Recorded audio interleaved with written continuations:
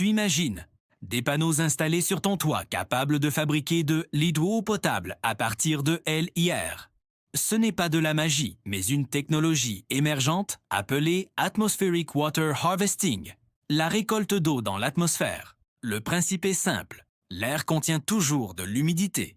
On le fait passer dans un matériau ultra sec, souvent à base de silice ou d'autres dessicants qui capturent la vapeur d'eau. Ensuite, grâce à la chaleur solaire ou une source d'énergie, ce matériau libère la vapeur, qui est condensée puis filtrée et minéralisée pour produire de l'eau potable. L'idée n'est pas nouvelle, mais elle prend réellement forme dans les années 2010.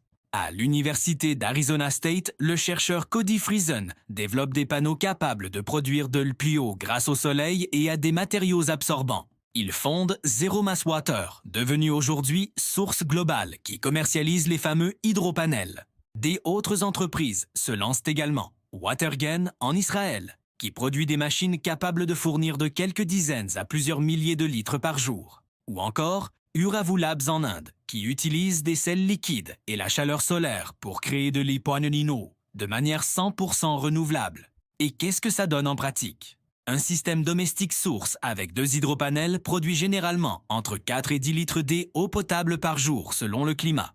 Un appareil Watergen Genie Plus pour les particuliers peut monter à environ 20 litres par jour.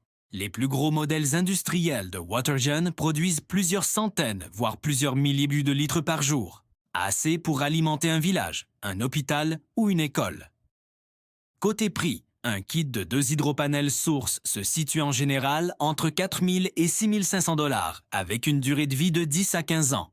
Un petit Watergen coûte autour de 1 800 à 2 000 €, tandis que les versions professionnelles ou industrielles peuvent atteindre 30 000 à 70 000 €, et les très grosses installations dépassent facilement les 200 000 €. All Qatar eau produite revient souvent à un coût moyen estimé entre 0,10 et 0,30 € par litre. Plus cher que elle, la taux de eau du robinet, mais parfois compétitive avec l'eau en bouteille dans les zones isolées ou touristiques. Alors, est-ce que ça peut s'amortir? Prenons un exemple. Une famille achète un système à 5 500 € qui produit environ 6 litres par jour. Sur 15 ans, cela représente environ 33 000 litres d'eau.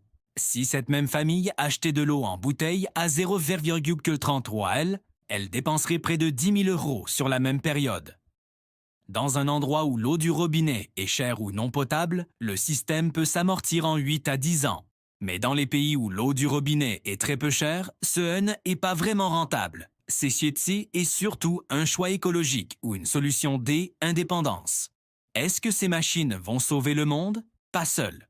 Mais pour les régions isolées, les villages en zone aride, les îles ou les lieux hors réseau, avoir quelques dizaines de litres d'eau potable par jour directement depuis El Agaer peut réellement changer des vies.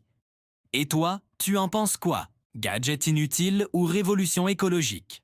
Si tu veux une vidéo où je compare cette technologie à la désalinisation de Elsmo de mer, dis-le dans les commentaires.